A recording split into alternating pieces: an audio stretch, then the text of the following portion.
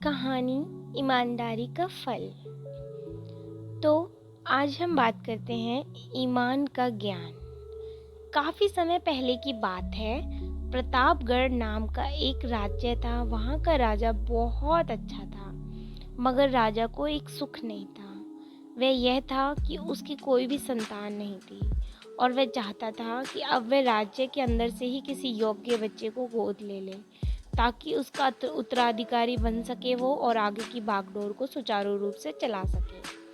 और इसी को देखते हुए राजा ने राज्य में घोषणा करवा दी कि सभी बच्चे राजमहल में एकत्रित हो जाएं। ऐसा ही हुआ। कुछ देर बाद राजा ने सभी बच्चों को बुलाया, और जैसे ही कुछ देर बाद बच्चे आए तो सभी बच्चों को राजा ने कहा कि आप सभी बच्चों को पौधे लगाने के लिए भिन्न भिन्न प्रकार के बीज दिए जाएंगे, और कहा कि अब हम 6 महीने बाद मिलेंगे और देखेंगे कि किसका पौधा कितना ज़्यादा अच्छा होगा।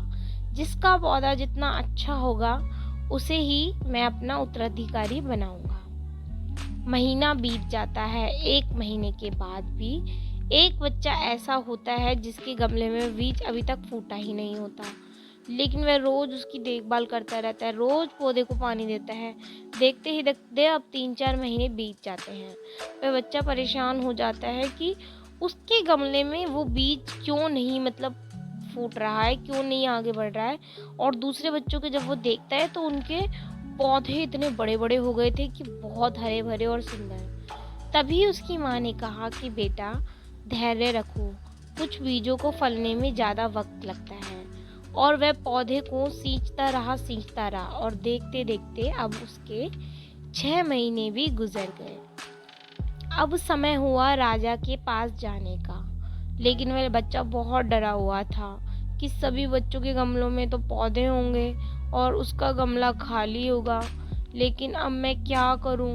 मैं कैसे उसके अंदर ऐसा क्या करूं कि ये इसको मैं थोड़ा वो छोटा सा पौधा भी दिखा पाऊँ राजा को, वरना मेरी कितनी बेइज्जती होगी। अब मैं करूँ तो करूँ क्या? यही सब सोचते सोचते वह दरबार में पहुंच गया। लेकिन वह बच्चा सोचा कि उस बच्चे ने कि ईमानदारी ही हमेशा सही राह दिखाती है।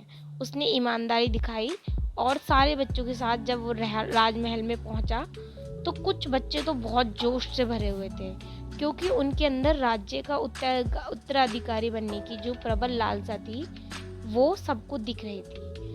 अब राजा ने आदेश दिया कि सभी बच्चे अपने अपने गमले दिखाएं।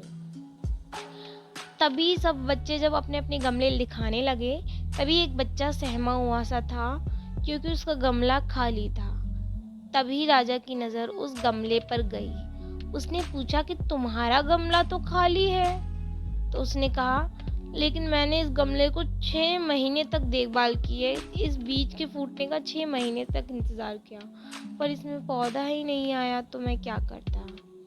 राजा उसकी ईमानदारी से इतना खुश हुआ कि उसका गमला खाली है फिर भी वह हिम्मत करके यहाँ तक तो आ गया। सभी बच्चों के गमले देखने के बाद राजा ने उस बच्चे को सभी के सामने बुलाया, और बच्चा सहमा हुआ था।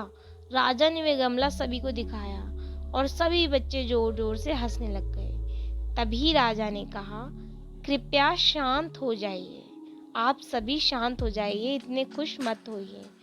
आप सभी के पास जो पौधे हैं वो सब बंजर हैं। आप चाहे कितनी भी मेहनत कर ले, उनसे कुछ नहीं निकलेगा। लेकिन असली बीज यही था। राजा उसकी ईमानदारी से बेहद खुश हुआ और उस बच्चे को राज्य का उत्तराधिकारी भी बना दिया। और सबको राजा ने बताया कि मैंने जो बीज दिए थे वो बंजर बीज थे, उनसे कभी भी पौधे उग ही नहीं सकते थे। लेकिन आपने उस लालसा को देखा कि उत्तराधिकारी बनना है। आपने ये नहीं देखा कि पौधा उग क्यों नहीं रहा, क्या वजह है, इस सब चीज़ों के पीछे अपना दिमाग नहीं लगाया। लेकिन इस बच्चे ने अपनी ईमानदारी दिखाई और दिमाग लगा के इसने वही किया जैसा कि होना चाहिए था। हमें इस कहानी से ये सीखने को मिलता है कि अपने अंदर ईमानदारी का होना बहुत ज़रूरी है। अगर हम खुद के साथ ईमानदार हैं तो जीवन में किसी न किसी पड़ाव में तो सफल हो ही जाएंगे, क्योंकि हमारी हैसियत और हमारी औकात हमें ही पता होती है। हम खुद को पागल बनाकर खुद का ही नुकसान करते हैं। इसलिए कभी भी झूठ का सहारा ना लीजिए और ईमानदारी से अपनी ज़िंदगी को व्यतीत कीजिए।